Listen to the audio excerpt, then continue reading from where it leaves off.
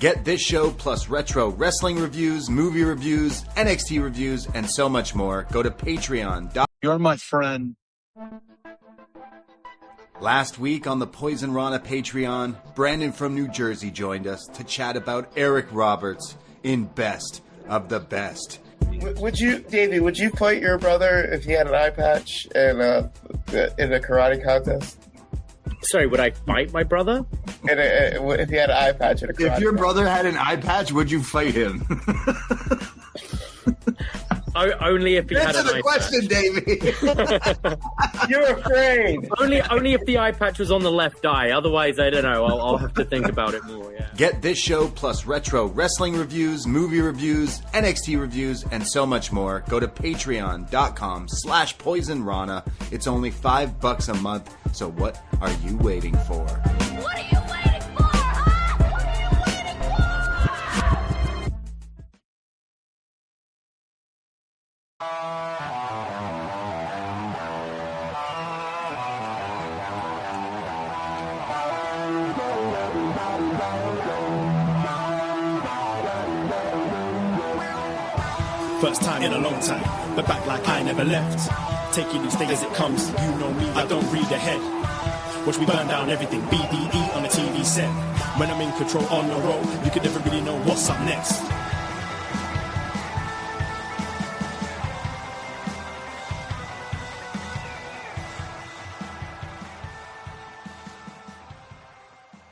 Hello. Hello. Braden Herrington here with Davie Portman for upNXT. You found us on whatever podcast app you are listening to us on, Spotify, Apple, whatever it may be. And it's Tuesday, 10:05 p.m., which means we are live on youtube.com/post wrestling. Hello, YouTube room. How are we doing? Hello, everybody. Yes, it's Tuesday, February 11th. You got four more days, fellas, till Valentine's Day. But even more importantly, only a few more days till Vengeance Day, as we are on the road to Vengeance Day and Stand and Deliver and WrestleMania and everything. The wrestling never stops. It never keeps on going. We've got Grand Slam this weekend as well. A whole lot going on. Man. Wow. Yeah, we totally do. But hey, you could be anywhere right now, but you're with us. Appreciate that. We are live on postwrestling.com and the YouTube. Drop a frog in the chat if you are a Poisonrana pal. If you're an NXT friend, that's your bit. Friend. Yeah, there we go. We are your NXT friends, and we're always going to be your NXT friends. But some housekeeping off the top. You mentioned Grand Slam. We will not be live this Saturday after Vengeance Day. We will be taking it off, and we will be doing it Sunday at, I think we've said 3 p.m. Eastern 4 time. p.m. There's no way I'm watching two shows before 4 p.m. Eastern time. Yeah. 4 p.m. Eastern time this Sunday on the 16th. We will be talking all about Vengeance Day. We'll go live right here on Post Wrestling, and then maybe we'll squeeze in some Grand Slam and everything else there. So join us Sunday, 4 p.m., not this Saturday as our usual post show, but we will be talking all about Vengeance Day. We will be watching it. We will be talking about it. So I know football's all over, and what else I know there's SNL 50 later that night, but that's later on. So you'll make that. This is a busy weekend. This is a very busy weekend. We got that. We got the what else is there this weekend? I told you I've been watching The White Lotus. That returns this Sunday on HBO. So I don't know what else there is, but cheap plug for the SNL pod that myself, John Pollock, and Jordan Goodman will be doing on the Tuesday following that SNL 50 special. Join the Poisonrana Facebook group and post your feedback there. I put a thread up as well as on our Patreon I want all your top 5 sketches, top 5 cast, musical guests, everything. I want all your feedback, and we're going to read it on the show. We are going to watch the 50th special that's going to air this Sunday, which is looking like a Royal Rumble. They've been announcing all the talent that's like coming through. It's going to be a comedy sketch show of Royal Rumble, but it's going to be great. We're going to chat all about it, and it will be available to all patrons for Post and for Poisonrana. So I'm very, very excited about that. So it is a big weekend because I'm a big SNL fan, and this seems like the biggest special event they've ever put on. So yeah. Absolutely. Yeah. I think a lot of people are going to be tuning into that. I'm looking forward to hear yours and John's. SNL wasn't really something we got in the UK. We're aware of it. We've seen clips, but we didn't like grow up on it like you guys. So I'm looking forward to some recommendations for clips, for sketches to watch and that kind of thing. So yeah, it should be good. But we got Valentine's Day as well, Vengeance Day, Grand Slam, SNL, work as well. So busy time. Valentine's Day, like you said. So yeah, big weekend. So join us Sunday because we'll be on here on the Post feed live on the Sunday chatting all about some Vengeance Day. So we're going to talk about NXT because maybe Vengeance Day has more of an appetite now. Maybe people are a little bit more interested in watching this Saturday due to, okay, spoilers, Ricky Starks showing up here on NXT, which is a huge big thing that we'll be getting into. No time wasted there. The Revolution will be televised. We're going to jump into all of that, but yeah, very big news with a hot little like throwaway segment. They just came to it and people are talking and it had the world buzzing, especially on all the wrestling internet communities and everything going, hey, look, it already took 1 day since the report of his actual release. So here he is in NXT to really instantly do what we were asking for a while.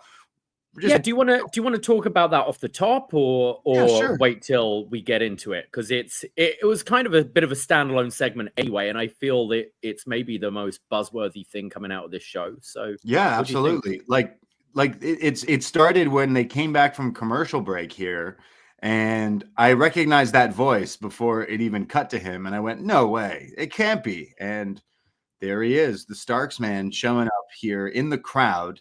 And said that the television will be, sorry, not the television, the other way around. The Revolution will be televised soon, meaning, hey, they didn't make my music yet, but don't worry, they're gonna remake that jam pretty quickly. I like that theme. Yeah, what did you think of that decision? Kind of to have him like debut in this way. Like they could have waited, they could have had it a big thing on the PLE at the weekend. But kind of, as you said, yeah, just storming through the crowd, kind of giving maybe the sense like, not quite like this is an outsider, he shouldn't be here, but doing that rather than the big entrance and that kind of thing. I think, as you said, a lot of that might be down to they don't have music for him yet, and this is very quick. I personally liked it. I think just getting him out there right away. This has been a name we've had like bandied around for so long when we haven't known what his contract status is or whatever. And yeah, I think just get him out there and show him we've got this guy.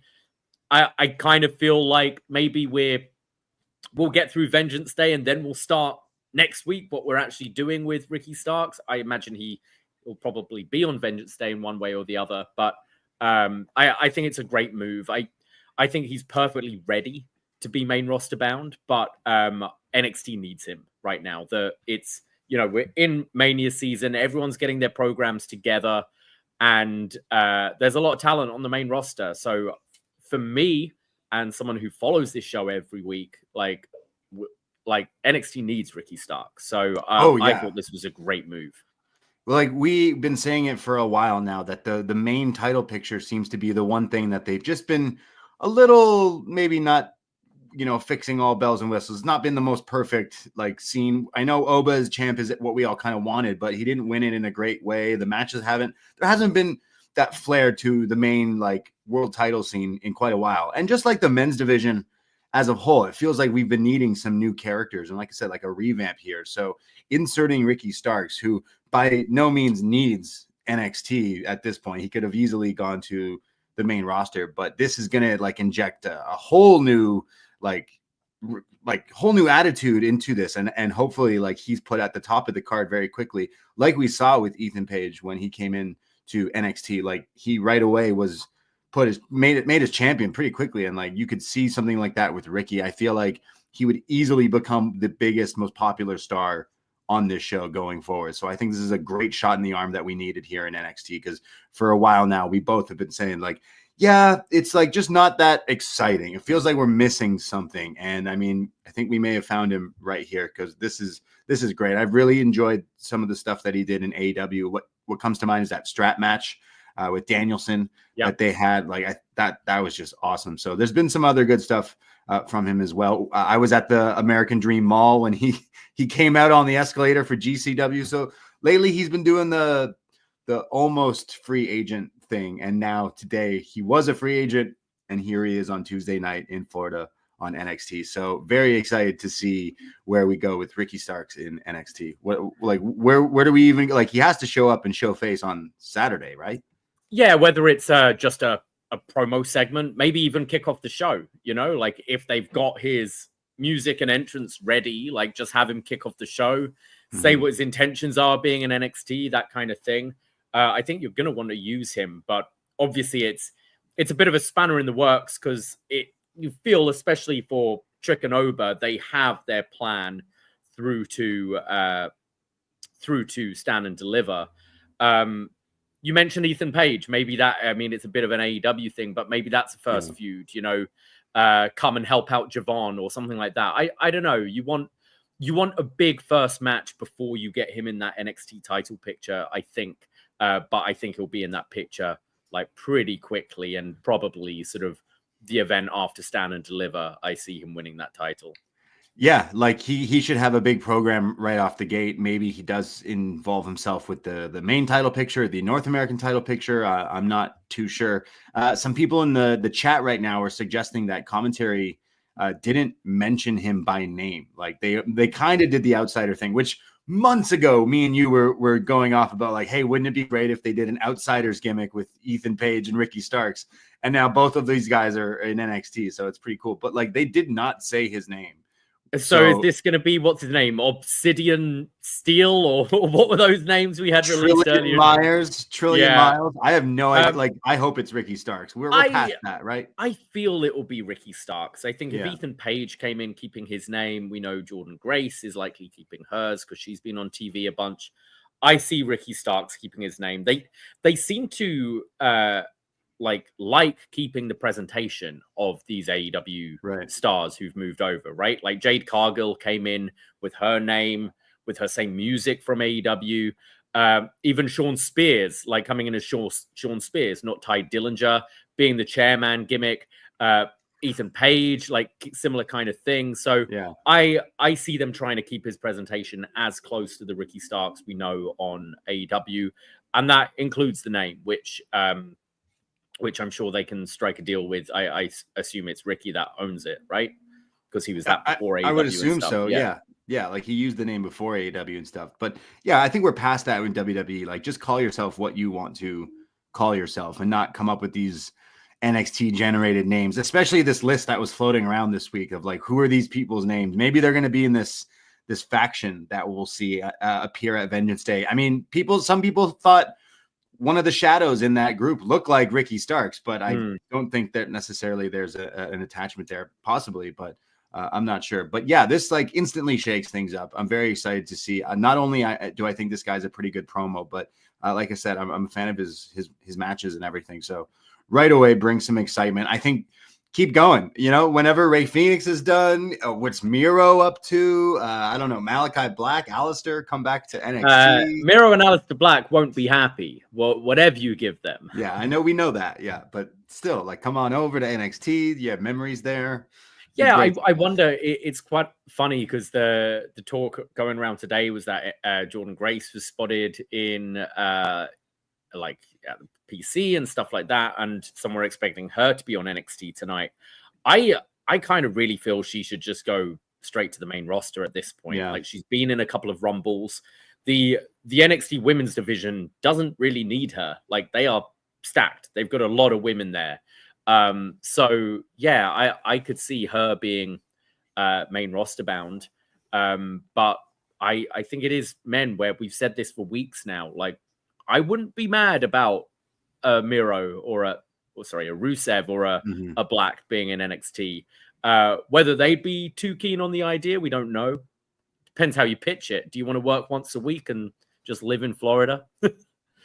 Yeah, I mean, you could bring people back. They just brought Fandango back. Miro and TNA would be something maybe fitting him. I don't know. I don't know if there's that much of an interest because his run in AEW wasn't really anything to write home about, was it? Like, I can't even name. I remember he fought an arcade match. He fought Andrade one time. He had good stuff. Like, the whole Redeemer stuff was pretty good. He had good promos. It was just so start and stop. Like, you can't even call it a run, can you? It was a stumble. Like, but I thought when he was there, he looked good. He talked well. Some of his matches were pretty fun. But like, he's someone I wonder if he's just done with wrestling after this, whether he's looking for that contract or not. I don't know. Yeah, I don't know about that, but I'm like I said, maybe an Impact, TNA, WWE again. I don't know. Like, I'm sure he'll pop back up.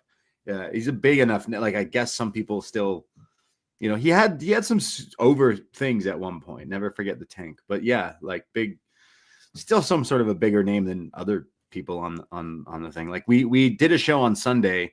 We usually go live Sunday at 2 p.m. Search Poison Rana in your social media or podcast app. Give us a follow there, because just this past Sunday, we did a in memoriam of all the WWE releases. So we did talk all about the people cut from WWE and where we think they're going to land and whatnot. And like, there's so much wrestling right now with WWE being so popular. All of wrestling is super popular. So I'm sure all these wrestlers will land somewhere. But you bring up Jordan Grace, and like, maybe her and her husband show up to NXT. I know we just got rid of the rounds match, but like Jonathan Gresham coming back and to be the one to bring back the rounds and win the cup, that has his name all over it. I'm trying to think. There's got to be a few other names that maybe we don't know are like now quote unquote free agents. I think Jonathan Gresham's a fantastic wrestler, but I personally, I don't see where he fits in WWE. Like, yeah, it'll be cool to see him do some stuff with Charlie Dempsey or stuff and have some good matches, but I don't see him fixing the problem that we've had at the top of the card for the men's division, like I do see a Ricky Starks fixing that. Yeah, Ricky, like, just having the mouth that he's got, like, he'll definitely stand out and be such a big character. And then eventually down the line, he can join Team Cody, right? Like, that's definitely where he belongs, right? The Nightmare family.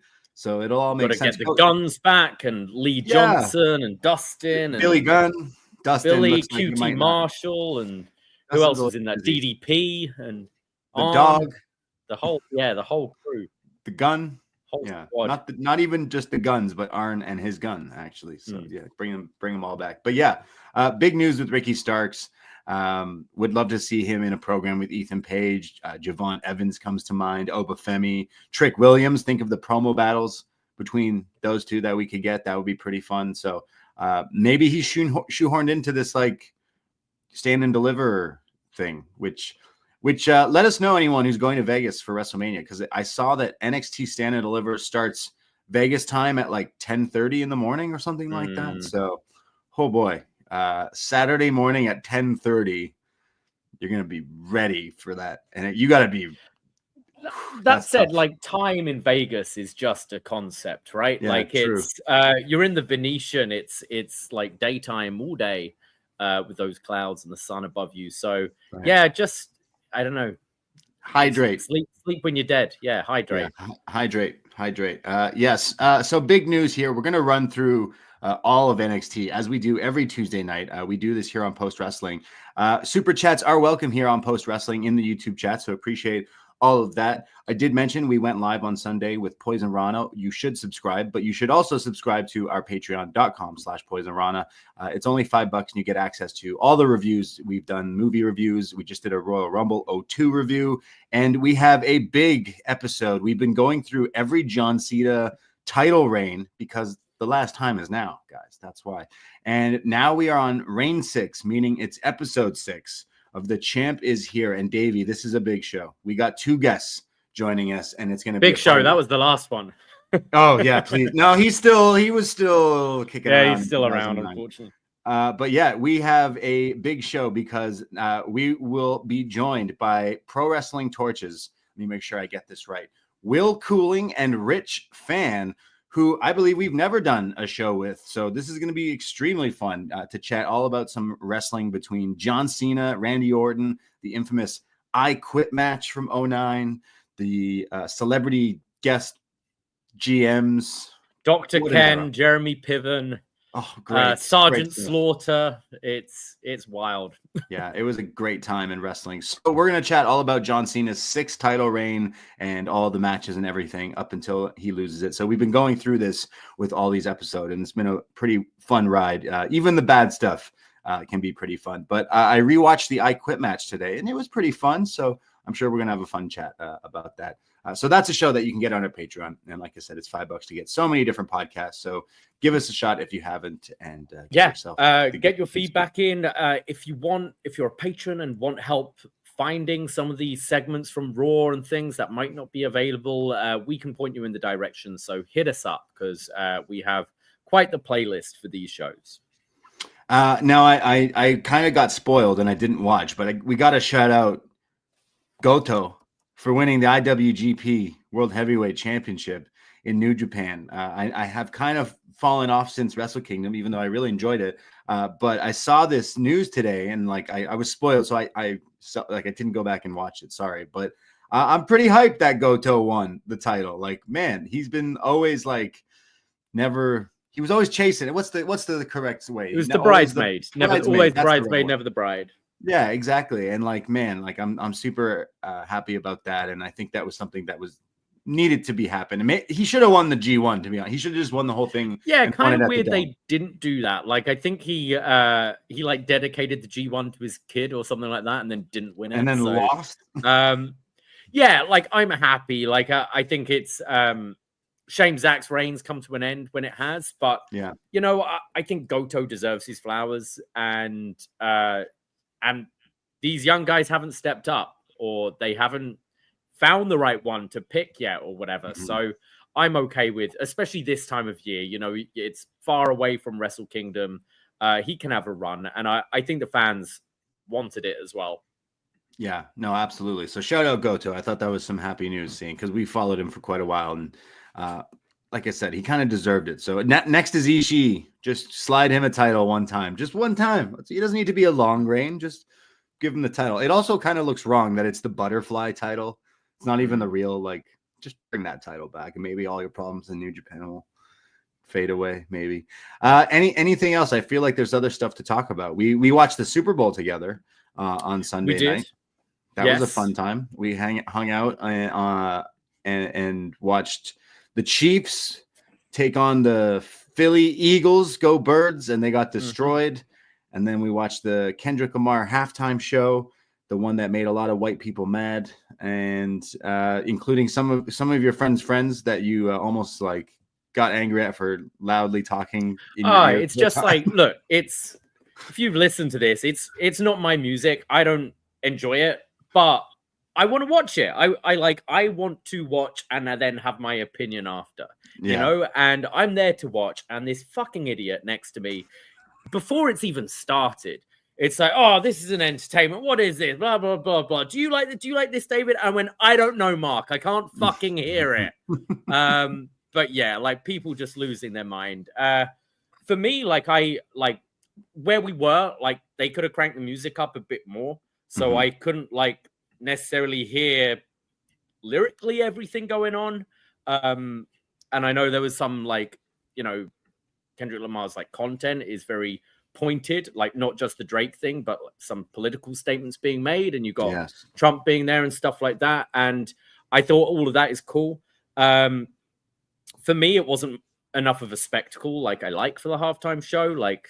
Sorry, give me people flying and fireworks and stuff. But yeah, it's just ridiculous seeing the people losing their mind online about it. And the funniest is a bunch of these sort of MAGA people going off about how there's no white dancers in this. And everyone's going yeah, you just got rid of DEI or whatever. DEI. So if it's merit based, yeah, these were the best dancers, and they're all black. So it's different when it's on the other foot. I'm always a big hip hop fan. I love Kendrick. It wasn't one of my favorite ones. He's always been someone I've seen him quite a few times, and he always puts on a pretty good show. But like everyone wanted to hear like a few specific songs. He didn't do a lot of his like actually well known songs. He just did a lot of the more recent ones, and it was for a point, and especially the Not Like Us to have like the entire Super Bowl sing along to A minor was a definite like. Just nail in the coffin for Drizzy Drake, who I'm sure will try to bounce back. I know I'm Toronto. We got to support Canadian, but it's not looking good. It's over, game over, as it said on that Super Bowl thing. So I like some of the songs, some of the performances, and the crip walking, but still wasn't like one of my favorite ones. I watched it back the next day, and then after that, it inspired me to go watch Prince's, to go watch Michael while I was doing some work. I was watching all like my old favorite halftime ones, even the weekend one I liked during like the pandemic, and there's been some like I just bad. feel it didn't feel memorable for me like some of the others of the past have been. Just felt a little understated. But so like we had people at our bar who were like you clearly only there was big groups of like girls singing along during this, and like they left as soon as that was over. So like there is a draw between like his drawing power and the whole Drake thing. But I noticed other bars in Toronto had posted videos where they put it on mute during they turned on Drake and muted the Super Bowl during the whole halftime performance. It's like, come on, we're not that petty as a city. Come on, we're nice Canadians. Don't do that. But I understand. We're still, between that and the tariffs, man. It's been rough. You guys are trying to buy us. Drake lost, and we're up for sale. It seems like. So like, what is going on? We're trying to be as Canadian as we can. So go listen to what other some The Weeknd, Chauclair, Classified. I'm just gonna name off Canadian artists other than Drake. But yeah, we're taking a beating lately. It seems. Hey, it's what the tortoise and the hare. Like, don't It's count right. us out. It's a marathon, not a race. That's right. Never forget what we did to that White House. All right. Yeah. Don't you tariff us. We'll see we'll see you. But we do love you, all the Americans out there, and appreciate everyone out there listening and supporting. I was trying to think, if you are in our neck of the woods up here in Canada, and you want to hang out with a bunch of hosers, well, maybe, just maybe, you are going to be attending WWE Elimination Chamber on March 1st. And if you are, well, why don't you lock in with the BDE? Because at 2 p.m., right around the corner from the Sky Dome, the Rogers Center, we will be doing a chamber tailgate with our friend, singer-songwriter, folk icon, Ivan Rivers, who will be performing wrestling-themed covers live. And we're going to have a bunch of people singing along. We're going to have wrestling karaoke, wrestling drink specials, prizes, and so much more. And it is absolutely free to come. So come on over at the lock-in, March 1st, 2 p.m., 5-minute walk from the Dome. And hey, we have Canadian whiskey, so you can support Canada and come on over and hang out with us right before the Elimination Chamber. It's going to be a fun time. Yeah, it's so close. There's only probably 2 other bars closer than us, and we're running this. So if you want to be with actual wrestling fans before this event, you got to come to Gabby's. We'll be wrapping things up around 6 o'clock. Feel free to stay on later if you like. We will be having the event on, hopefully in the bar area. So come hang out and then make your way to the Sky Dome, to the Rogers Center. It's absolutely free. Just remember to tip your bartender. Absolutely. We always have a fun time with our events, and it's always great to see listeners. So anyone out there, all the postmarks out there, I see Fire Frank in the chat. I know he will be making his way up to Toronto here to have fun at the lock-in. So maybe you think you're good at wrestling trivia. Maybe you can step up to Fire Frank in the flesh and see if you can take that title from him. I'm not saying he's putting it on the line, but like he will be there, and he is undefeatable. But yes, let us know. DM us. It is absolutely free. You can go to Poisonrana.ca for details and everything. And like I said, you can buy a ticket online, but it's free completely. So you can just show up without buying anything anywhere. So can't wait to see you. Let us know. We will have the shots. The Poisonrana's on deck. The Royal Rumble shots on deck. Everything will be there, and it's going to be a fun time. So hang out with us before the Chamber in Toronto. Very excited about this. Absolutely. We're going to sing along, sing some tunes. Oh, yeah. Yeah. Oh, yeah. Did you catch any of Raw last night? I did. I was watching it, just a bit of it before NXT today, and I saw that Logan Paul has been added to the Elimination Chamber, which I think was kind of, we kind of saw that. And you know what? He's pretty entertaining and fun to hate a little bit right now. So I think he's a good addition to it. Yeah, I got to admit, I loved that finisher he did. That kind of spin out into the DDT. It's not one of Hangman's. Cool. I'm shocked. Usually he just steals Hangman's moves, right? But he had a bit of a back and forth with Punk as well. I can see them doing that at some point down the road. WrestleMania. Maybe not that, but I could see them doing that sometime, maybe a Raw before Mania or something like that. Trying to think what else. I'm still intrigued by Rhea's opponent, to be honest, because they've announced her and Io taking place in Buffalo, the Raw after Elimination Chamber. So we're not getting that chamber, which I'm a little disappointed in, because that would have been cool to see. And I'm starting to think maybe we're getting a 3-way at Mania for Rhea's title. Yeah, which feels like similar to the Punk Roman Seth triple threat, where it's stronger as a singles, but also I feel someone's left out one way or the other. So I'm not sure. Like I kind of feel we're maybe going that direction. We'll get something screwy coming from that match on Raw, and it becomes a 3-way maybe.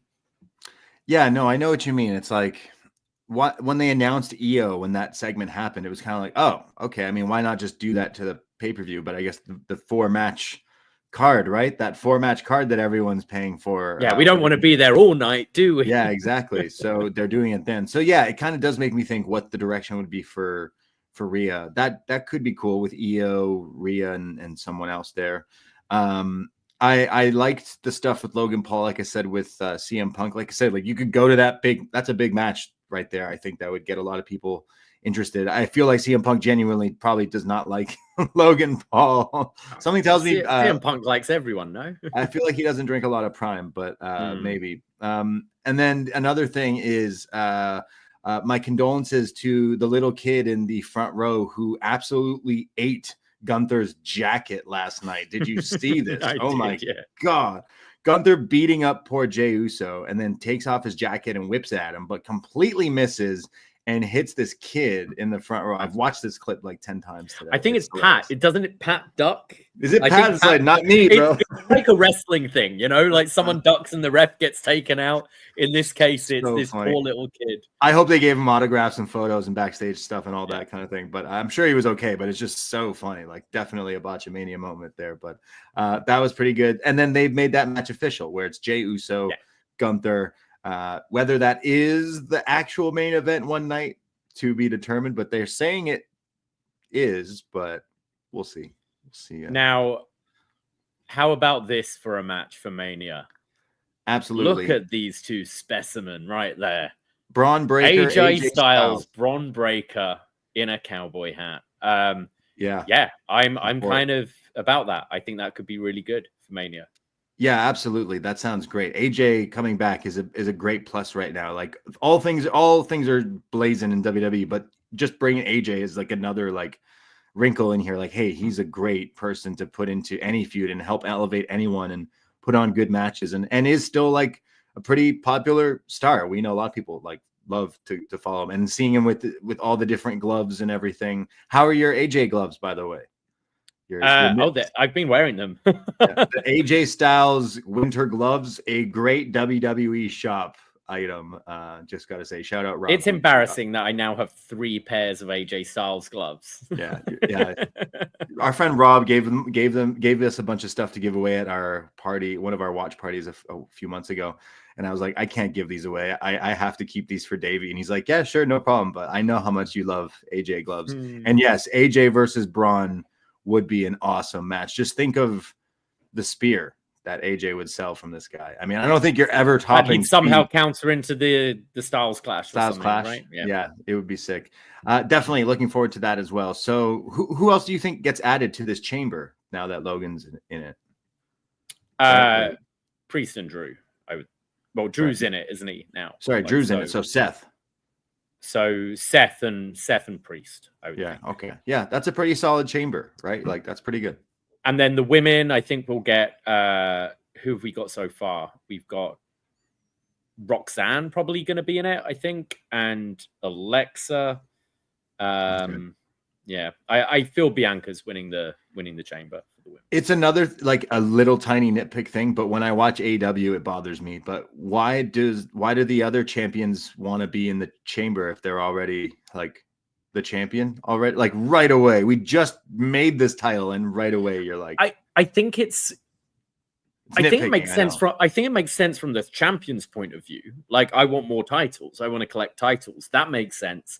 From a booker's point of view, why put them in something where they have to lose? Like, yeah. I thought Lyra and Bayley had a pretty good match, but it's easier just to be like, well, she's a champion, so she's not going to be in it, right? Exactly. And then you don't have to book her to lose. You've got enough women there who could have lost to Bayley. Yeah. So yeah, it is strange. And then another thing is, because I know since hanging out with a bunch of people watching the Rumble, we were all victims of 3, 2, 1. Wait, who's this again? Oh yeah, it's so and so. When Pat McAfee was throwing shade at Def Rebel on Monday night, when I don't even know whose theme that was. That seems to be a recurring thing right around now, which I got a big so it was at. Yeah, it was when Punk said it about Logan, right? Yeah. So yeah. Def Rebel. Well, Bayley's been going off about how she's not too impressed about her theme either. So it does seem to be going around. So hopefully some changes soon. Yeah, like Jim Johnston, first of all, put him in the Hall of Fame and then ask him to come back.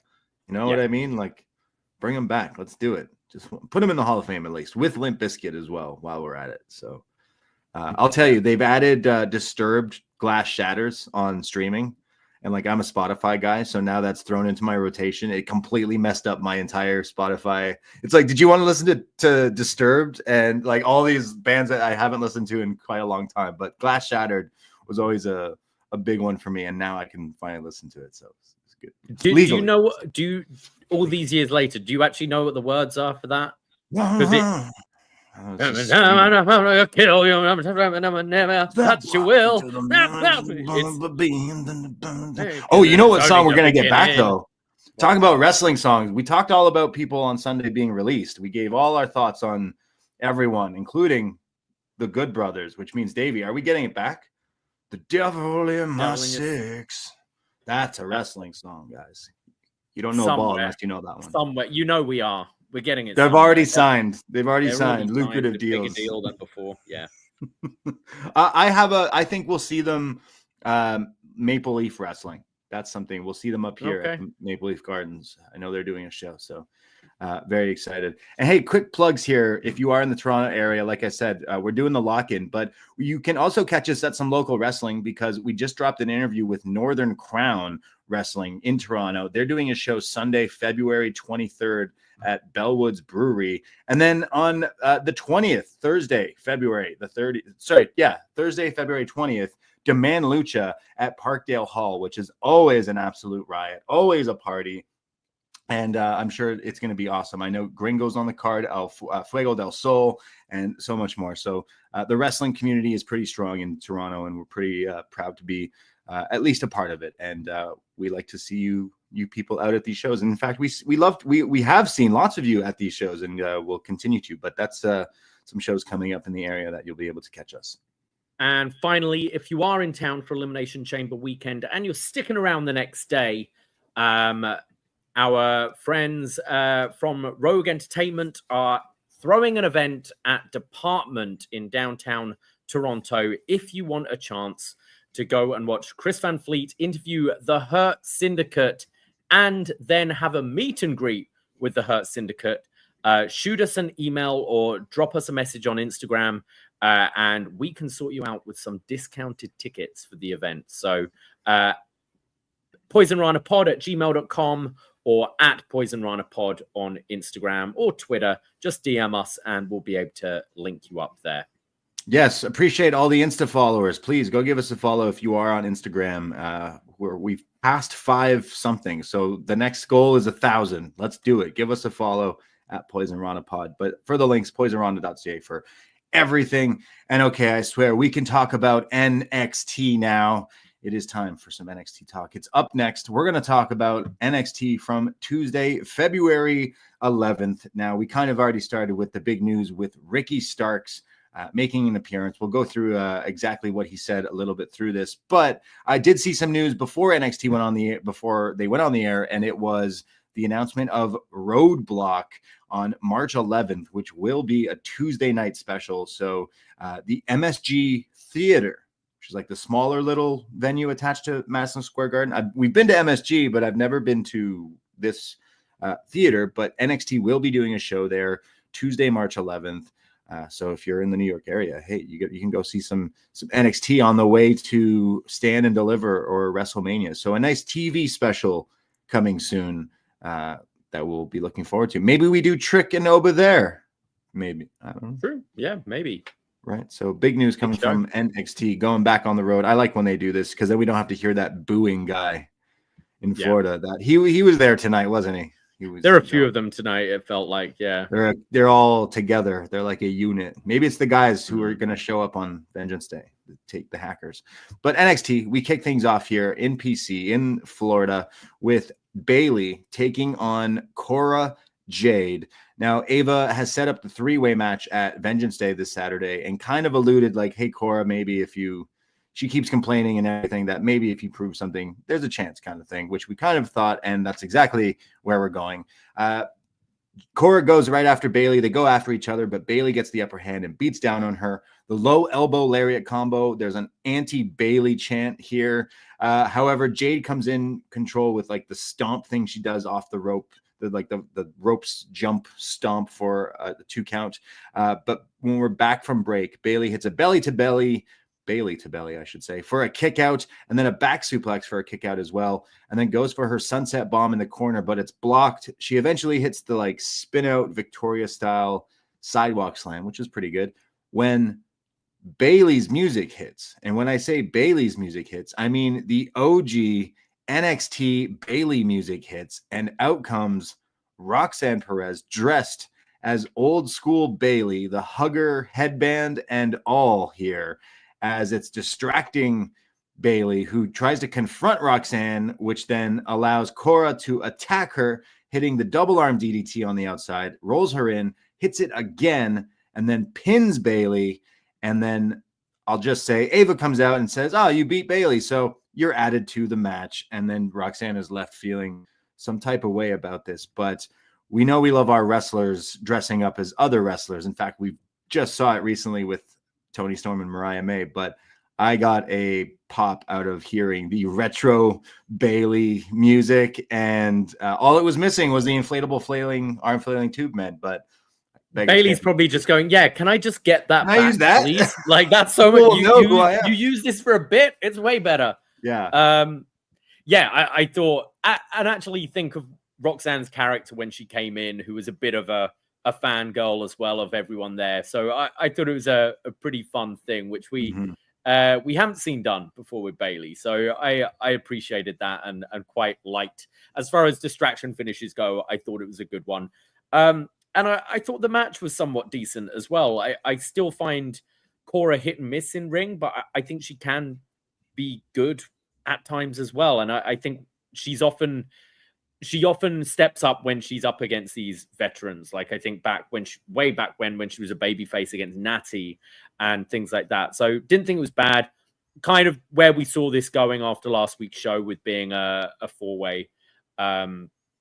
And yeah, I mean, I guess it's who's eating the pin here is what we've got to ask. Yeah, exactly. So there's definitely some tension, as we'll see with some backstage segments with Cora and Roxanne. But yeah, I thought there was some fun stuff in that. Again, that spin out sidewalk slam is pretty awesome.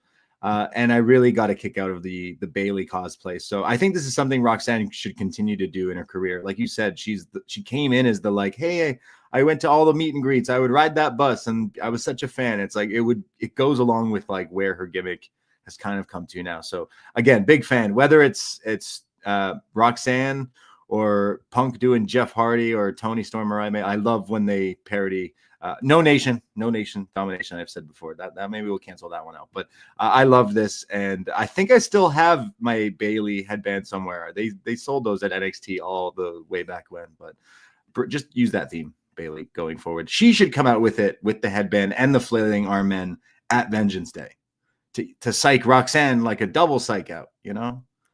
Yeah, I mean, I was hoping she'd do that at Mania last year, but right. yeah.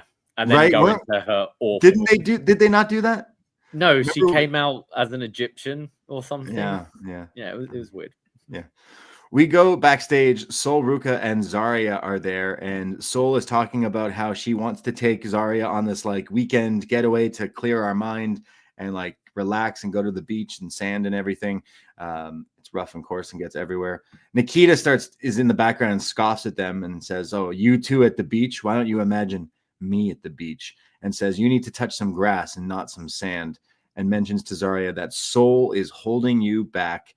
When Zaria steps up and says, no one's holding anything back. And I'll show you exactly what I am capable of tonight. So that match is announced, and it will happen later on. But they're doing what we feared, what we kind of were talking about last week. Like they're making Zaria, while all in full gear, gimmick, and face paint, like act just like some backstage. I hate it. Girl. I hate it so much. Yeah, it's not the right direction. They brought her in as this like Mad Max thing, and then it's like, hey, do you want to go surfing? Do you want to go chill on the sand and the beach? No, this woman should be biting people's heads off and strapping them to them on the front of jagged, rusty metal cars and zooming through the desert. Guitar.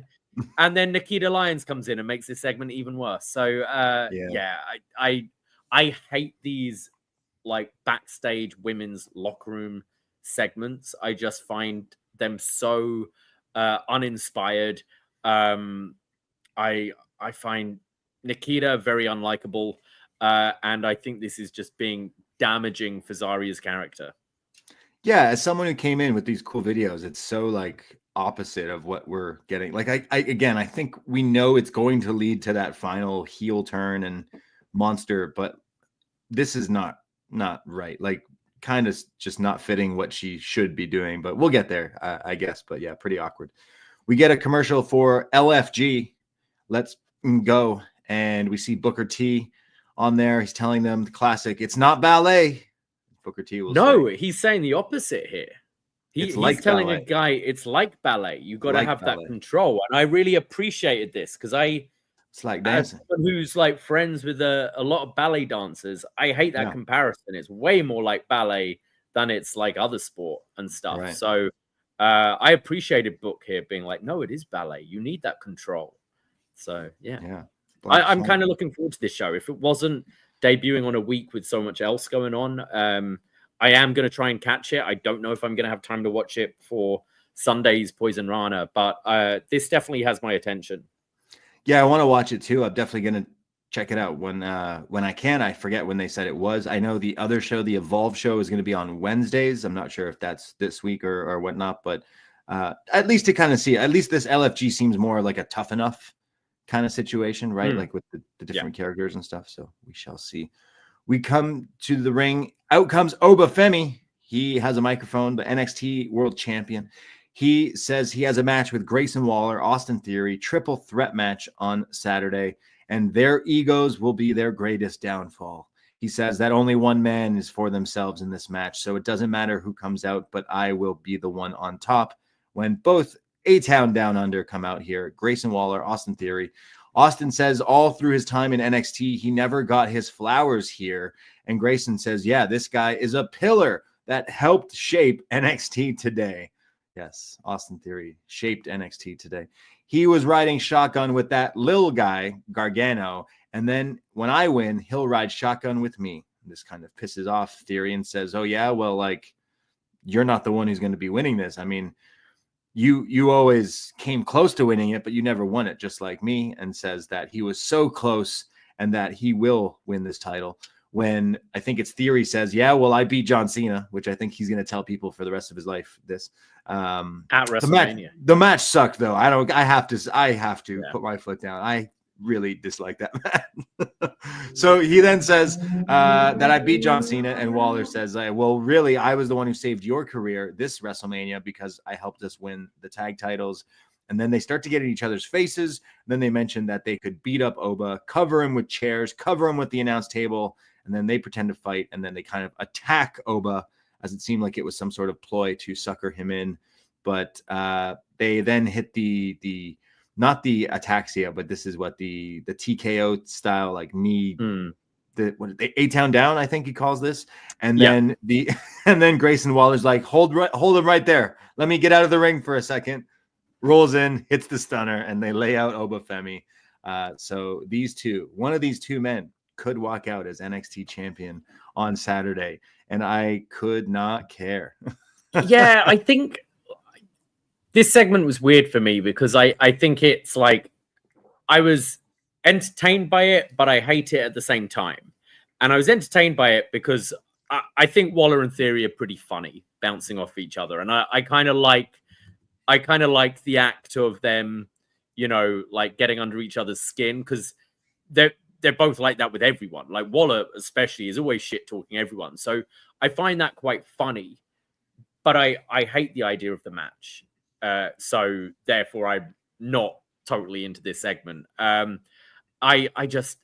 This feels like such a Vince move. He'd always do the weird handicap title, like it's a tag match, but whoever gets the pin is the singles champion, and all this kind of thing. It's just, I thought we left this all behind us, and I'm really not into this as a match. Like I'd be more.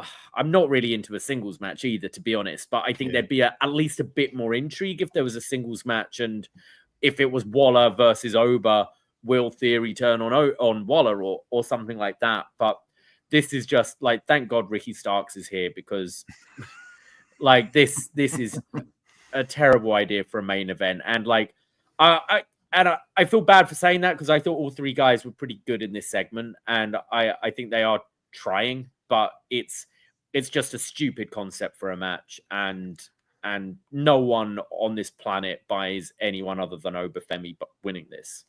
Yeah, I just find it kind of a baffling, like, weird choice. Not at most, the most uninteresting choice. The plus side, if there is any, that there's going to be some cool spots. We were there at Santa Deliver with Obafemi and the Triple Threat. There were so many different like spots with throwing different people at the same time. Like, I'm sure he's going to throw these dudes around. A-Town Down Under will be down under, absolutely. But like, that's the plus. Cool, there'll be some cool spots. I'm sure we'll be surprised by the match, but I'm just not in. Like, this is such a lazy, uninteresting story. That's just like, you're bringing down these two guys, which again, I'm not even that sour on these guys. I think they're pretty fun, but like, why do they need to come back to NXT? Shouldn't they be doing other stuff? It's just all like, really, this is what we're doing. So like you said, I'm really happy that tonight, Ricky being here, like, we do kind of switch things around, because this was the main title, the men's division here in NXT was very shallow, and having Waller and Theory be your main event title challengers is just not it. So I can't necessarily say I'm too interested in seeing this match. And this is the main event, right? Like, it's between this and the 4-way, and you'd imagine to be this. So, right? Like, I don't know. I'd go with the women, to be honest, as the main event. I think, especially seeing how big they like push this division, I think the women should headline this show. Yeah, probably. But it depends if you're setting up an angle after or anything like that. Like, what is the closing image? Do you just have, like, is it going to be, we're teasing this group? Like, is that the closing angle? In which case you finish with the men, you know, like it depends how you're finishing the show. All I know is we're getting Waller to go outside the ring. He's going to do his roll. And as he rolls in, he's getting pop-up power bombed. Right? Sure. That makes the most sense. We're going to see that for sure. And then there'll be some tension between the two, and then one or the other will cost each other, and then Obo wins. That's just there's your preview.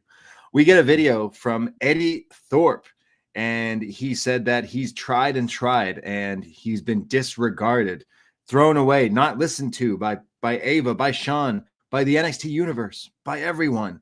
But vengeance is all that I seek now, and challenges Trick Williams to a strap match at Vengeance Day this Saturday in Washington. And yeah, I mean, this match is now made official, but strap match on Vengeance Day. Let's see what they can do with this. Adding this stipulation does make it seem a little bit more interesting. I don't think we're going to get to the aforementioned Ricky Starks, Bryan Danielson strap match, but I hope they deliver something with this. He had a strap match with Dijak, if I remember right, and I'm pretty sure Eddie Thorpe, he had two memorable matches in NXT. One was the underground match and one was the strap match. So I'm hoping this, Eddie's definitely improved. You know, this character's definitely helped him. I still question how interesting he is to watch in ring, and Trick hasn't had the greatest run either, to be honest. So I just want to see these two beat the shit out of each other. And I'm worried. I'm just worried it's going to be like an NXT strap match. It's going to be not exactly. It's not going to be that violent, right? I don't know. I'm hoping the Dijak one was pretty good, I guess. Brutal, for NXT. So we'll see. Well, we need the welts. Just see you with a bunch of welts over the body and know that you whip the shit out of each other. Strap match. We see Hank and Tank come out, but they're waiting for a while because we get a recap of Ethan Page, who attacked Javon Evans weeks and weeks ago. We see a doctor, love a good doctor in wrestling here, who says that Javon Evans really wanted to be cleared for Saturday. So I have cleared him for the match, but I would be remiss to not tell him that, hey, anything in this match could easily set you up for re-injury, which could then cause, way more serious problems with your jaw and this injury. So it's not ill-advised, but you are, for the record, you're cleared, but you shouldn't do that, essentially. So is what that doctor said. What I took from this segment is Ricky Starks wasn't the only person to make it over from AEW, because this got to be the AEW doctor, right? He's one strike to the jaw and you'll probably never wrestle again. You might not talk again. You'll have permanent damage and won't be able to talk again. This is the guy that removed Shibata's brain from his skull, back in, and then sent him to AEW, right? So it cuts to Ava and Javon, and she's like, "Hey, I can't let you wrestle unless you sign this. So think about it." We are assuming this is an unsanctioned match. Is that what this is? No, it's sanctioned. The doctor's cleared him. So, but she's making him sign what is this, an NDA or something? If you get fucked up, we don't cover your insurance for this one. I mean, we usually don't anyway. As wrestlers, you sign this for every match. If you get hurt, it's not my fault. Isn't that the whole thing? Hey, the idea of wrestling isn't you don't. Isn't there a thing the wrestlers don't have coverage? Isn't that a big thing? So here she is basically saying you're not covered by us. I'm an independent contractor. I knew that. So he signs it and then he says, "I'll think about it," but then he smiles. So he has signed the match. It is official. Ethan Page versus Javon Evans. I mean, is it official or is it not official? So it is a sanctioned match. I hope he's the jaw, it's going to be something he's going to go right after. So I'm very worried about this jaw. Do you expect a Josh Alexander to appear in this match? Ooh, interesting. Yes. That is something that comes to mind. I would like to see him in WWE NXT. And here we are talking about how fresh it is having Ricky Starks.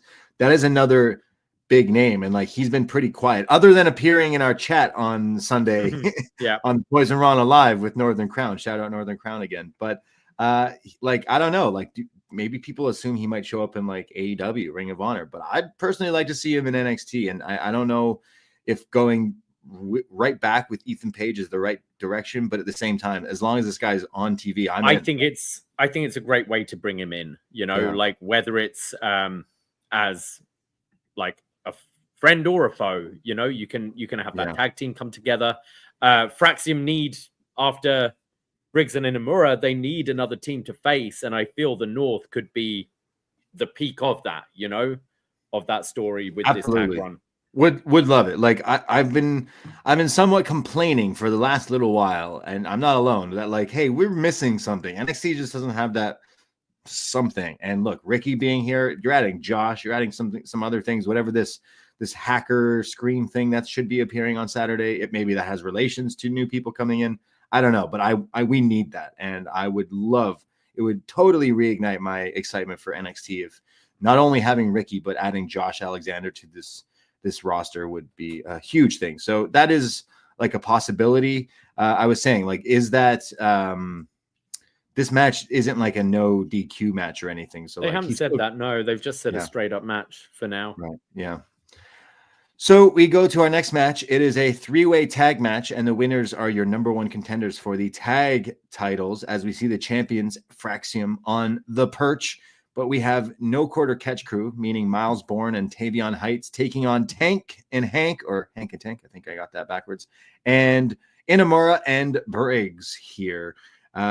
Corey Graves, right off the top of this match, starts saying that like Briggs, you know, went to Japan, made a name for himself there, and then wanted to find a tag team partner and like go for some gold and find someone like to connect with or whatever. And Booker T, you know, I always give Booker shit, but Booker here on it for all of us true NXT people. Yeah, Corey, you've been here for a little bit, but Booker reminds him and yells at him. He left his partner, Briggs left his partner high and dry. What are you talking about, man? Is what he said. Love that. We know that, Booker. We see you. See you, bro. I love how, like, how long's Booker been on commentary in NXT now? 2-3 years? Yeah. And when he came in, it was clear he didn't know who anyone was. And it was a match would be going on. And it's kind of like JR does in AEW. He'd be like, oh, yeah, that reminds me of this guy I fought in WCW. And like, he'll do that. Whereas now he's the one schooling. Like, wait, Corey, you don't know. You don't know about Brooks and Jensen and how well they like their steak cooked. Like, and he was the one who's like, you know, we should go our own ways. I want to do things on my own, only to get like another tag team partner. So I thought that was pretty good. So Booker, we see you. We see you. Hey, I've had girls do the same thing. Hey, I just think I want to be single right now. You just want to be single, and then you see them in a relationship with a new tag team partner. What? You're like, bro, what are you doing? What are you talking about? So that happened at the beginning of the match, and then it took about 0.00 seconds for Booker T to go back to his normal tone and said that he used to give Hank and Tank a lot of like crap, but lately they've stepped up and impressed him every week. And then I had to go over and check, you know, Davey, who exactly are the Booker T Reality of Wrestling tag team champions currently reigning? What's that? Hank Walker and Tank Ledger? Oh, wow. Gotcha. Interesting. Love them though. So the match continues here, and Booker T going off. Inamura's in, hitting a bunch of like these like chops and strikes, and eventually Briggs and Inamura like throwing everybody around. They mentioned that Inamura was trained by the great Muda, and Booker says one of the greatest of all time. Respect. Booker's in my good books again. Tank hits a cartwheel and then like a crossbody to some people, and then there's an assisted seated senton from Hank and Tank, and then they do their honk honk where they run around and crash into like the train crash into Miles here. But then Tavion Heights is in, and he hits some crazy belly to bellies, especially a big one on Hank here, the wrestler showing off. Eventually, we go to picture in picture, and Tank is in control. But when we come back, there's a huge spin out body slam from Inamura. And then there's people, everyone's kind of going at it where it's all breaking down. When Briggs hits this huge choke slam into a power bomb. We've seen him finish matches with this, but that was broken up. I definitely bet that was it here. And then Tank sets everyone up on the outside and hits a very impressive. Tank is like it's like a cannonball. He's like he reminds me of I know you're recently Canadian, but Alpha Flight. There's like this. Is it Puck, the superhero in the mutant or whatever? He just flies. This wasn't on my citizenship test, I'm afraid. Yeah, no. He's like a smaller, but like built like a small, like a Taz shape, and like we talk about Tank being like the Rhino build, Rhino, but I've never seen Rhino do a flying tope through the rope. So I was very impressed by Tank here. He takes out everyone here. They go back in the ring, and Hank, then, not to be outdone, his tag team partner, hits a wheelbarrow into an Edge-O-Matic for a near fall. It's, I guess, a Hank-O-Matic here for a 2 count. And then it's eventually Briggs who hits him with a lariat inside out here. Inamura goes up top and hits a huge frog splash and wins the match. Therefore, Briggs and Inamura win the match. And all your number one contenders. Yeah, off the top. Inamura gets on the top and just keeps bouncing. So like when like everyone was getting into position, he's just bouncing to build his momentum, and the height he gets on this splash. It was more like a Superfly splash, wasn't it? But yeah, he got some height on this. It looked great. And yeah, Briggs, Inamura win this. That's to be expected. But I thought this match was really fun. Tank Ledger, especially, I thought was really impressive in this one. Just the speed he's got, and I think NXT have they produce these multi-person matches really well because they're always so exciting. There's a lot of action going on, a lot of bodies flying around, and I just thought this was like a fun kind of just car wreck of a match. I really got into this one.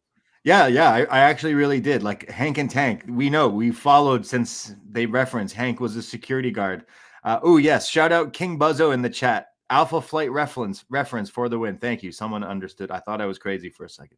I think they've been improving so much, like especially Tank with all his atomic drops, the suicide dive and everything. And Hank too. Like I really thought this was a lot better than it was going to be. So this maybe was my favorite match of the night. Not knocking the main event, but I kind of got fun with this one. A bit more into this. Yeah.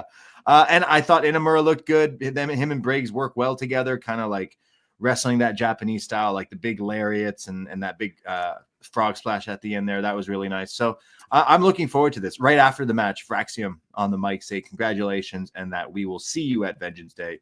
So yes, that match is added Saturday night. The tag team titles, Briggs and Inamura versus Fraxium. And I think that could be your show stealer, ladies and gentlemen. I think that might be the one. Yeah, Axiom even said Josh Briggs could be the most underrated guy in NXT. He is good. Like I think we were really getting into his tag stuff with Jensen, but the little feud he had with like Dijak and the Iron Survivor last year and the 3-way at Stand and Deliver was really good. I want these guys to lose, and then I want Briggs to just kick Inamura's head off and spin off into a bit of a feud between those two. You could do that at Roadblock, just a hoss fight between those two. Because I don't need to see Briggs in another tag team. I think it'll get us to understand Inamura a bit more as well if he's the baby face of the feud. And you should be moving Briggs up as a singles guy in that NXT title picture. I totally agree. I think them bringing it up on commentary, maybe it was done purposely, right? To say what we've been saying for a while of like, hey, wait a second, why is he doing this? He shouldn't be. For having Fraxium kind of say that to get his mind going. So he boots Inamura after they lose, and then he takes back the vest. Yeah. Rips it. You don't deserve this anymore. I'm taking this back. I'm keeping it as doubles. Fuck you. We're done. That's what's going to happen. Watch out, Inamura. He's coming for you. They mentioned the Elimination Chamber in Toronto. Very excited to see you there and at the lock-in. But Poppy, NXT legend. If there was an NXT Hall of Fame, we'd put her in for sure. Poppy making her return. This song is pretty cool, actually. It works well for the like wrestling videos and stuff, right? I liked it. It's all right. Will she perform live? That'd be pretty cool. Like she's getting big now. Yeah. She's invite her. Poppy, if you're listening to this, please come by and sing songs at the lock-in. Please. We would love some guest appearances. Poppy is like touring a lot now. She's pretty big. If I'm not mistaken, she's on tour with some like other pretty big artists. And I know some. I went to see AFI and 30 Seconds to Mars last summer, and she was supporting them. Right. Jared Leto. Mm-hmm. Goat. Not really though. Stacks is backstage. He's with Tony D and the family. Izzy is there too.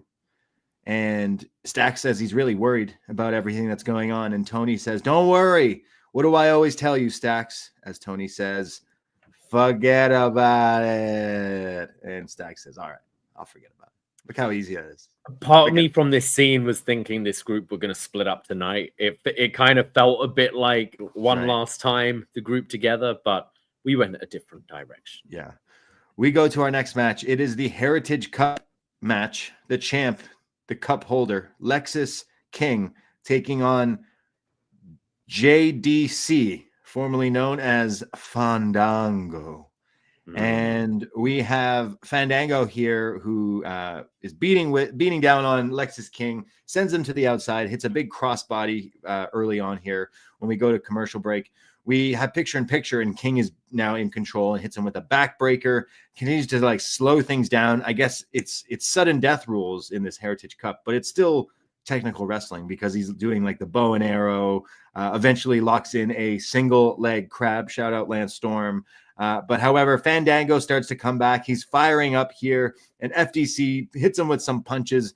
There's like is this like the Rough Rider type movie hits, almost like a seated senton, and then a huge tope, and then he climbs up top. I remember him doing this at WrestleMania. This was what, the last dance or the encore? What is this leg drop move he used to call?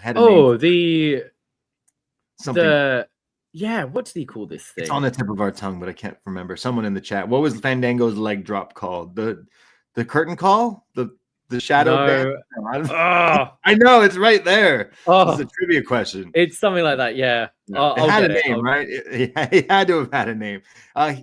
Lexis King kicks out of it, which I'm pretty sure he's the last dance. The last dance, of course. That was right there.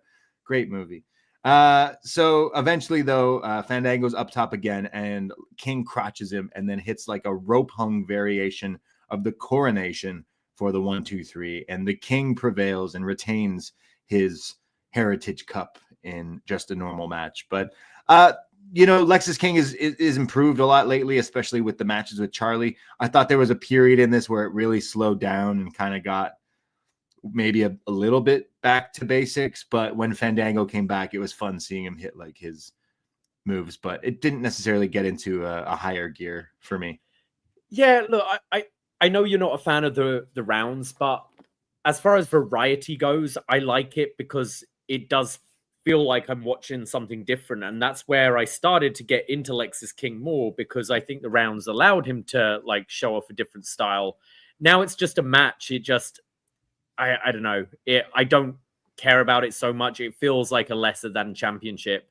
JDC Fandango, I've always liked. I've always actually thought he's pretty good in ring.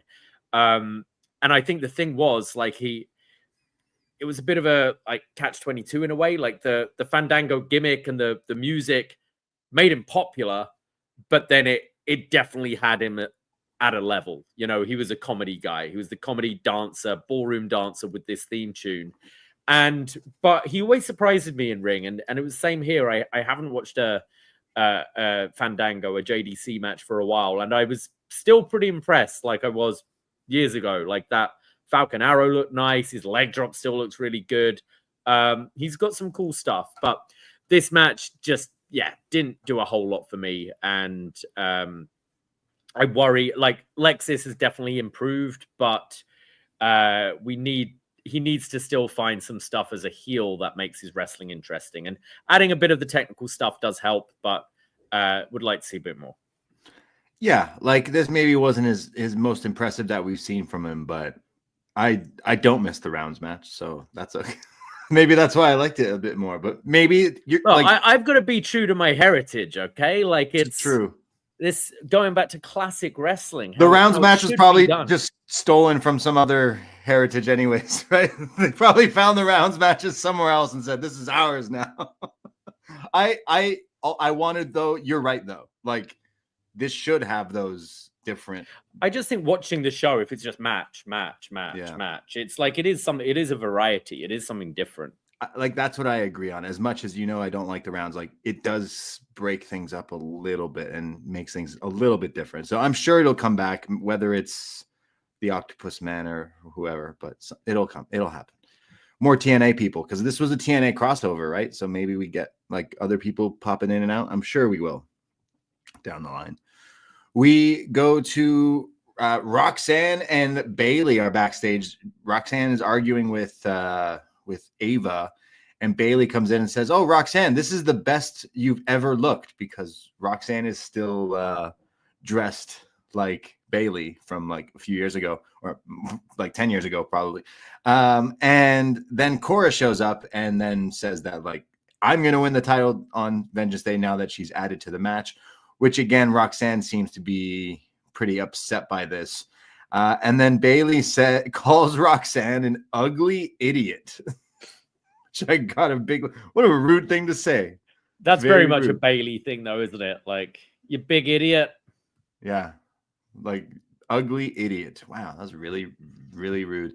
And then I don't know what happened with this feed here. And I don't know if this happened to anyone else, but when it came back from like I've been loving this ravey disco, ravey music that they play in the break. When it came back, it just showed the crowd and disco music was playing. Now, I'm not sure if this was the hacker group and their disco people as well.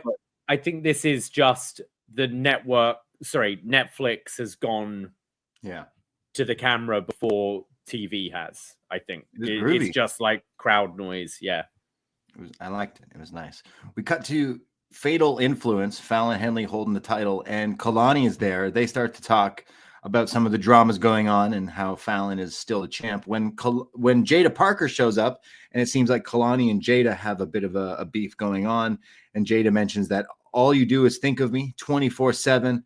When we see Ashanti the Adonis in the background, and he starts to laugh, and then he goes, pause, rewind, and he walks in, interrupts, and says that my girl has beaten you, referring to Jada and Kalani, and says that she's the only one. The gold-blooded queen, Carmen, is the one who deserves a shot.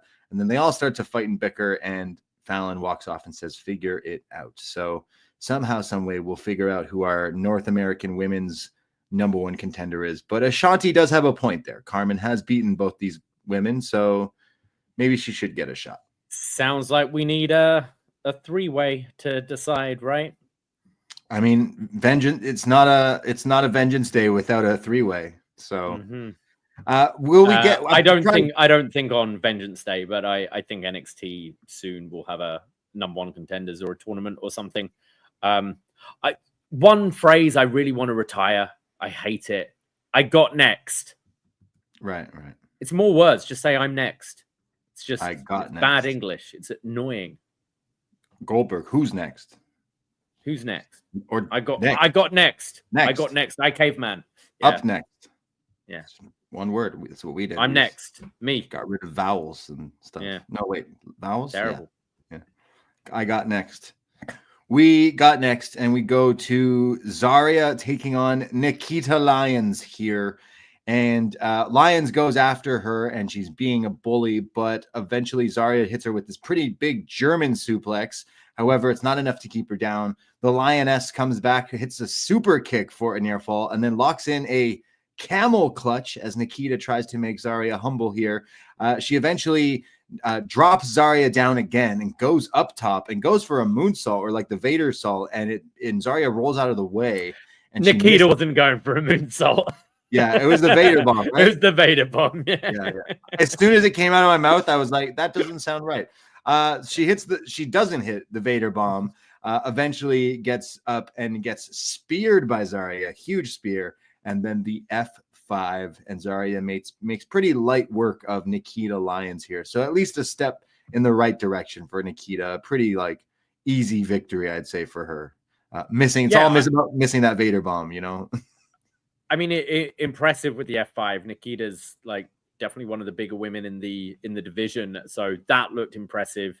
I can't get into Nikkita Lyons, unfortunately, and I'm losing interest in Zaria. But if she can do more cool stuff like just F5ing people, I'll get into her again. But my interest was low for this. Yeah, I agree. Like, I think there's more we could be doing, but right now they have a lot of things in plan with Stephanie and Julia and stuff. So I understand we got to kind of keep her on the cooler right now. So at least she's winning matches, and I do love her spear and her F5. So it did look impressive on Nikkita, but I can't really say I'm I don't know where we go with Nikkita, to be honest, with NXT. I'm not quite sure. We get the NXT spotlight with Ethan Page, a bit of a promo here with like very sinister shot video with him like dressed up nice in a suit, and then like horror music, like classical music is playing here as he's mentioning Javon Evans and how he's medically cleared, eh? Well, Javon, you have a long career ahead of you, probably potential big wins, potential world title runs, potential of being the face of NXT. You have $1 million smile, but a 10-cent brain. And Vengeance Day, Saturday, it won't be my fault. Shout out Snitsky. He says that this Saturday, I will end your career before it even starts, and that you shouldn't do this match. Listen to your doctor. I'm going to hurt you. So, bit of a like scary promo. I love the music. I love the look of this. I'm really excited for. That is a match that I'm looking forward to on Saturday. Absolutely. Ethan Page is doing a phenomenal job with this new like meaner side of him. Ever since coming to NXT, this is finally the guy that we've been waiting to see. And the match with Javon, I'm sure, will be pretty entertaining. Yeah, I'm looking forward to it. I am surprised they haven't announced a stipulation on it yet. Maybe that will change on Saturday because I feel it needs the violence and the weapons and things. But I'm looking forward to this. Javon delivers a lot of the time. Ethan Page, I think character-wise, charisma-wise, promo-wise is great. And I've seen him be great in ring, but it's been a bit hit and miss. And I think he needs a good match here. So I really hope this one delivers because I think it's capable of it. I think it will. I think this, between this and the tag match, are the two matches that could be your show stealers. Absolutely. I think you could also stretch this out. Like maybe we rematch it at Stand and Deliver. I'm not quite sure. Another thing you were mentioning, maybe we do have Josh Alexander come in. Maybe he helps him win. Maybe there is maybe he doesn't help him win. Maybe he attacks him afterwards. I'm not sure, but I do hope that happens. Support the North. Bye, Canadian. Shout out Hamilton. We see Trick on the perch here as he's asked about Eddie Thorpe challenging him to the strap match. And he says, "You got it. I accept," and mentions, "Eddie, you cost me my title. You're in my way. You're ruining my life. I'm going to beat you. I'm going to whoop you. I'm going to whoop that Trick." So that match is official. We need the violence on that one, and it will be going down on Saturday. And this is when we went to break. But when we come back, familiar voice, the Revolution will be televised. He is Ricky Starks, absolute. NXT is absolute. He has a microphone in the crowd. He says, "This feels good. This feels right. NXT is the future, huh? Well, guess what? You need the superstar of the future."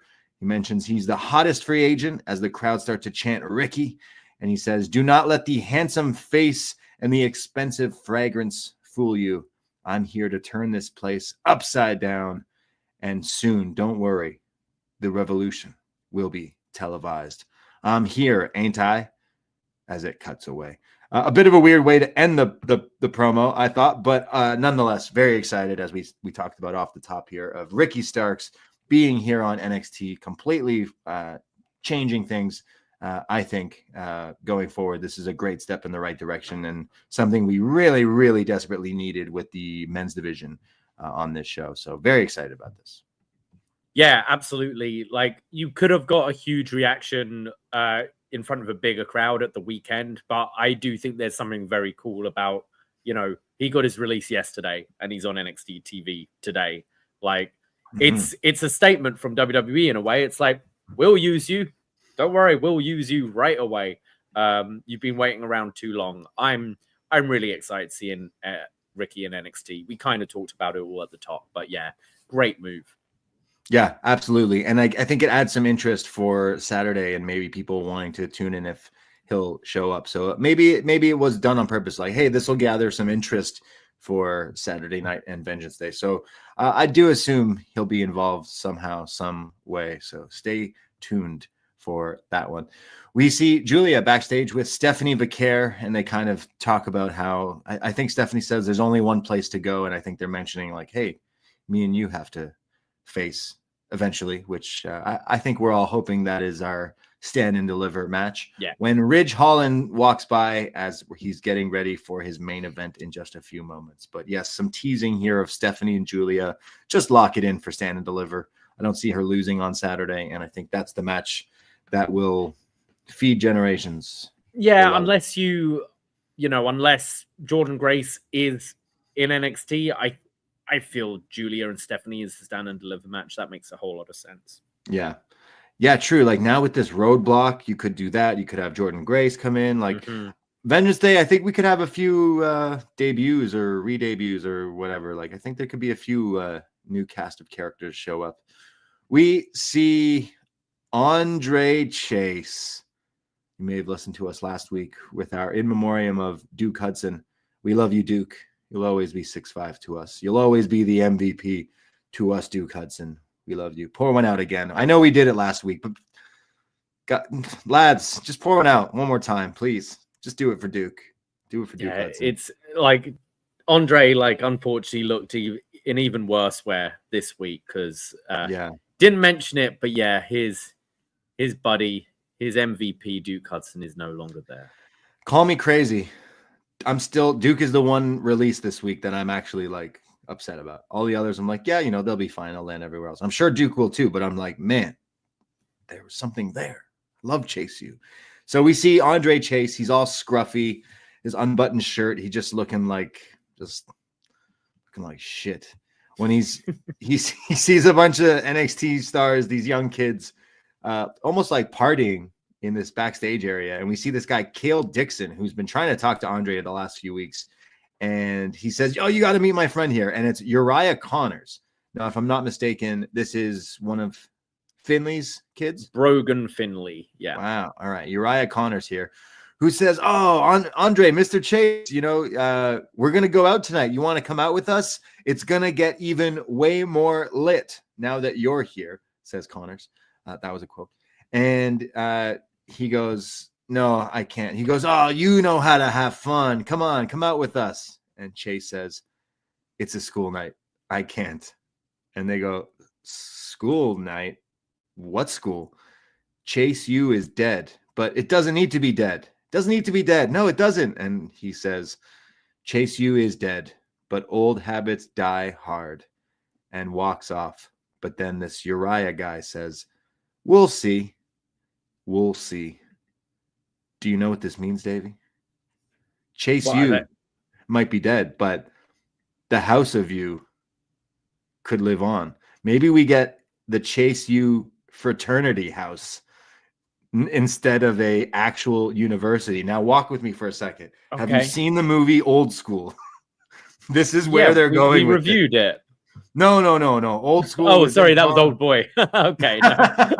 Yeah, completely. Like, where are you going with this? I do not want them to go with that one. I feel like there's a few other NXT gimmicks like it could go that route with that movie, but I won't touch that. No, Old School. Vince Vaughn, Luke Wilson, where I'm pretty sure they have a frat house and they're going to school and all this. Anyways, we're getting Chase U back, but now it's going to be frat boys with this Uriah, Cale Dixon. Look at this. You got Post Malone and Morgan Wall in here, Cale Dixon and Uriah Connors hanging out with Chase U in a frat house. I think this is where this is going. Or Andre Chase is secretly the leader of this hacker gimmick group or something. I don't know. I feel like these guys are going to be a frat house. Chase frat. I don't know. Am I wrong here? What is this? I don't know. Duke's gone. I'm kind of... I find it hard to get excited about the future of Chase. I'm already moving on with Uriah. Yeah, fair enough. We'll see. Look at this Cale guy. Cale. Cale Dixon. Yeah. Sure. Okay. Or some new kind of version of Chase U under a different name. I don't know. Yeah, maybe something's coming. I'm not quite sure what it is, but hey, bless these guys for trying to stay in school spirit. So Andre Chase, you're still there, but it's either he knows he's being released too, that it's I'm sorry guys, school's over, school's out forever. I don't know. Call me crazy. I loved Chase U. I was more into whatever this is than any of the main title picture stuff. So there, I said it. we go to our main event of the evening. It is a steel cage match for the NXT North American Championship. The champion, Tony D'Angelo, defending against Ridge Holland here. We get the big entrance in the middle of the ring. The family is ringside with Izzy Dame as well. And the match starts off. Tony is swinging off here at Ridge with the hockey punches and then throws Ridge against the cage. But then Ridge throws him. They're like throwing each other against the cage wall in between the ropes here as we go to picture in picture. When we see Ridge is now just attacking him and pummeling him down, grinding on him, hitting these like clubs when he's stuck in between the ropes and the cage. When we come back, there's $1 million dream from Ridge. He goes, I'm going to learn a new move. It's going to be one of the most boring looking submission moves, but I'm going to learn it. And he did. He puts him in the shout out Ted DiBiase. That dream move was pretty good too. Ridge then has my him locked favorite in. is Austin applying it at WrestleMania 17. That's when fair. It was the best utilization of the $1 million. Isn't it also the money clip? I forgot about that. It is, I yeah. tried to remove that, but yeah, shout out that too. We get the $1 million dream, but Tony fights out of it, and then Ridge is like going up top and goes for like a splash here, but Tony gets out of the way. Eventually, Tony is throwing him around. There's the side belly to bellies here. This looked pretty great.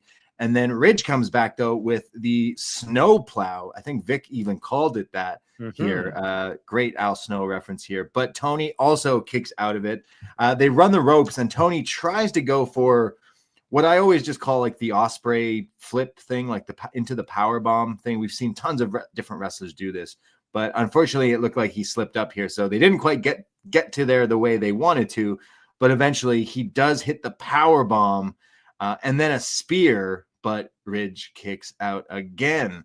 This is where Izzy Dame on the outside pulls out of her jacket the crowbar, the famous family crowbar here, and tries to slide it into the ring. But Stax notices this and takes it away from her and says, no, don't worry, I got this. And I think he says like, no, don't. What are you doing? Don't do that. She's going, look, I'm trying to help. I'm passing it to him. And he's like, all right, but I'll do it.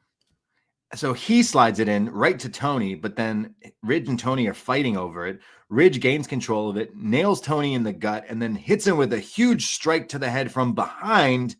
1, 2, but Tony kicks out. I definitely bid on this being the finish here. Oh, I totally thought that was the end. So he reaches down deep into his cojones. He comes back, and eventually Tony grabs hold of the crowbar here, hits the crowbar strike to Ridge here, and then the huge spine buster. 1, 2, 3. Thank God. Tony D'Angelo retains the North American Championship against Ridge here. And as he's standing tall, the family are trying to get into the ring, but Ridge closes it, and we see Izzy Dame in the ring, uses the crowbar and attacks Tony and levels him out when all the learning chair, Sean Spears, Brooks Jensen, and Nico, they all come down, and it's a big beat down on Tony D'Angelo as it was all a swerve. Izzy was like, hey, Sean Spears, why don't you stop following me? Why don't you stop talking about me? When really she was in on it the whole time. Pretty bad booking, though, because you actually didn't help Ridge win, and it doesn't look like Ridge was even part of this group either. So no, I don't. She didn't want Ridge to win. She didn't want him to win. No, she wanted Tony to win for these guys to take him out.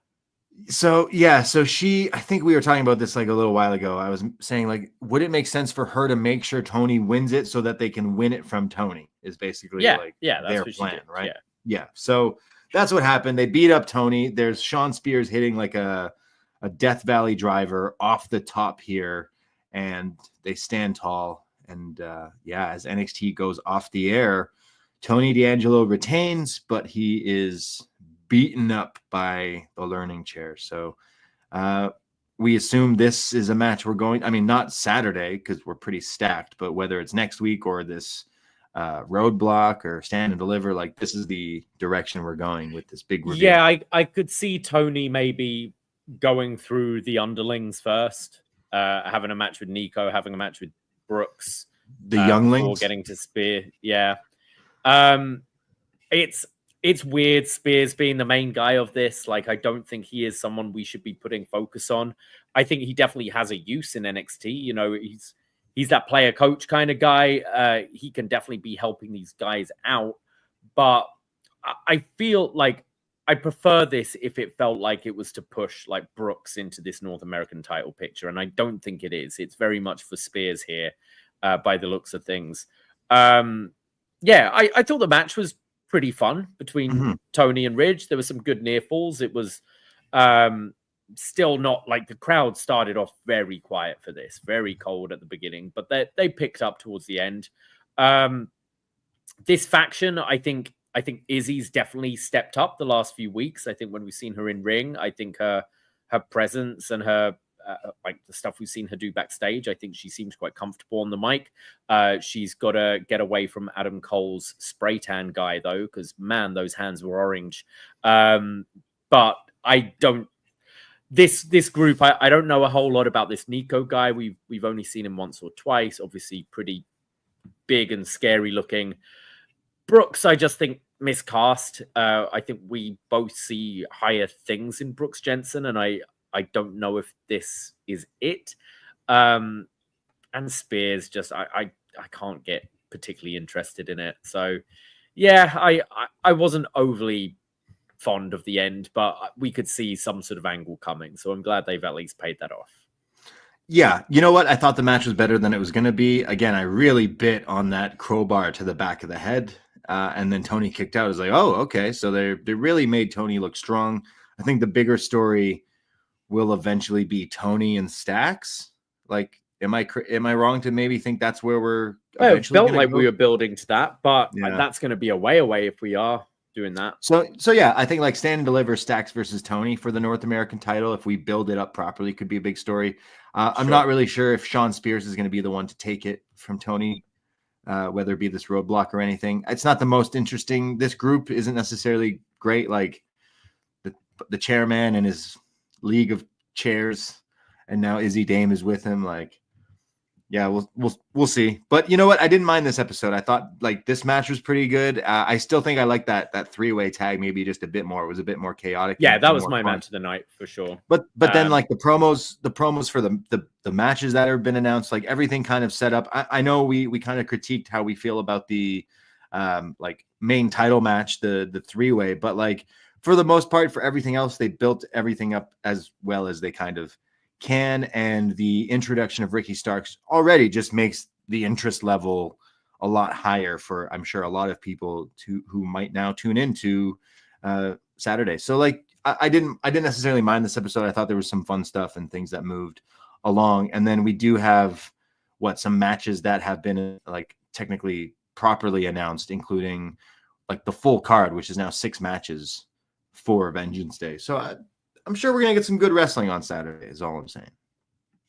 Yeah, I barely enjoyed this week's show. It wasn't one of my favorites. I did like that three-way tag quite a bit. But and they've done I guess as good a job they can. The build for this card they put together, but I don't think it's the most inspired card. I think where the interest lies is because we did get at the end of the show again, they did a video package like promoting Vengeance Day, and then it ended with like 4 different style like face masks with like one had like a skeleton on and stuff like that, and then the image of the 4 people we saw last week who are obviously making their debut at Vengeance Day. So for me, I think that's where the interest lies, where Ricky Starks is fitting into everything on Saturday. What the deal is with these guys, who they are, where they're going to be slotted in. Are we going to see anything else? And I think usually come these PLEs, the matches always surprise us and deliver. So I think it'll be an enjoyable show. It's definitely on my lower end of NXT shows that they've built up in the last while. Absolutely. I think going forward, like there is, again, those 2 matches that definitely have my interest because I just know that I think they'll absolutely bang. We can go through the matches right now to give a little preview prediction. As I go through these, we have Eddie Thorpe taking on Trick Williams in a strap match. The Yappa Pie. I think we are both going to say Trick Williams takes this one. What do you think, Trick Willie? Yes. Yeah. Trick needs to get a big win so he can go to Stand and Deliver. Or Roadblock. Now I'm on that train. Like, hold on, maybe we don't need Yeah. Trick. And I still think that's probably the match, but he's gonna strap that Trick. Wait, pause on that one, maybe. Nathan Frazier and Axiom, the tag champs, taking on Josh Briggs and Yoshihiki Inamura. I'm looking forward to this one after their brief appearances today. I like them. Yes. I think, as I said earlier, Fraxium wins and Briggs can turn on Inamura. Yeah. Maybe we're like just fantasy booking that a bit too much, but it would be nice to see Briggs in a solo breakout kind of role and then take that vest back. But I'm expecting a banger of a tag match out of these 4 guys for sure. Julia versus Bayley versus Roxanne Perez versus Cora Jade, 4-way match for the NXT women's title. Julia defending. I think Julia retains this one. I think we were kind of saying Stephanie versus Julia should be stand and deliver. I think that's the right direction, but I think this could be a pretty fun match too. It's just kind of like we don't see Julia losing it, right? So no, I think Julia retains. I think we spin off Bayley and Roxanne to possibly have a Mania match with each other. True. Yeah, that's something for both of them to do. So would also be pretty good. Fallon Henley taking on Stephanie Vaquer for the NXT Women's North American Championship. Fallon defending, of course. Maybe that's what Stephanie meant. That like, hey, only one thing left to do, so that I win the North American title, and then we face each other champion v champion, which is pretty soon. We just had this title for like less than a year. But what do you think? Yeah, I think I can see Stephanie winning this for sure. I'm really looking forward to this match. This actually might be one of the matches I'm most looking forward to on this show, just because I really want to see Fallon Henley shine, because she does. She's a great wrestler, and I don't think she's been given the stage in a single spot. Yeah. Has she ever at a PLE? I know we've seen her in like Iron Survivors and tag matches and things like that, but I don't feel we've had her have a singles match on a PLE. And Stephanie Vaquer is obviously fantastic as well. So I'm really looking forward to this, and I hope they reach the heights I expect them to. Yeah, Fallon Henley, we've been in their corner for a long time here in NXT. Definitely a bit of a hidden gem and gets better and better. And I hope they have a pretty good match. And now I'm thinking, I think if Stephanie were to win this and then face Julia for both titles, like, we just made this title. What if Fatal Influence like help Fallon cheat to win, and then they beat Stephanie and they stand tall, and then Jordynne Grace comes out? Sure. So like you could go for that route, so that Stephanie doesn't need to go after that title and just, deals with Julia down the line or whatever. Because maybe Jordynne Grace shows up in NXT. I think that's the direction we're going with her. So that's a potential easy like matchup and a title that Jordynne can go after while Julia and Stephanie are maintaining the NXT main women's title there. But that's just my 2 cents. Javon Evans versus Ethan Page. What we now think is a singles match. It's probably just a singles match, but what do we think of this one? I think Javon Evans needs to win, but I don't know. Maybe he should have listened to his doctor, because how good is that job going to be? I feel Javon does need a win on one of these big shows, and especially considering Ethan Page has got the better of him both times so far. So yeah, I'm going to go for Javon, and then we can hopefully move Ethan into tag thing with Josh Alexander, I'm hoping. Yes, more wishful thinking, but I think Ethan Page should win via some dastardly thing, or his new friend or old friend Josh showing up. I would like that. And then main event, Oba Femi taking on Austin Theory and Grayson Waller. Do I even have to ask you who you think is going to win? Yeah. Austin Theory. Austin Theory, A-Town down, baby. Yeah. Beat John Cena, never forget. He's going to hit the ataxia on Oba Femi. Is that? I want to see that. Let's see him attempt to hit that move on Oba Femi. But yeah, Oba retains for sure. And then this group that appears, right? Like whether it's a swerve having Ricky show up without them, maybe Ricky is not involved at all, but they could be those characters, that Kale Dixon, that Uriah Connors. I'm not quite sure. We read off a couple names last week that were floating around, but I'm waiting to see what happens with with this like new hacker group or Yeah, whatever. do you see that being the closing angle of the show, or I guess so, right? Like, or something. But yeah, I'm not sure. like But as long as the fact it's ended each week, it feels like it's meant to be a big deal. So yeah, I don't know. I see Keith in the chat says, why would you want Stephanie to lose and get beat down before going for the main title? I mean, that's just a long way, a ways till like WrestleMania where you build her like back up. But if it's not Jordan Grace versus Julia, it's Stephanie versus Julia 100% at Stand and Deliver. And either of those matches sound awesome. So definitely looking forward to that.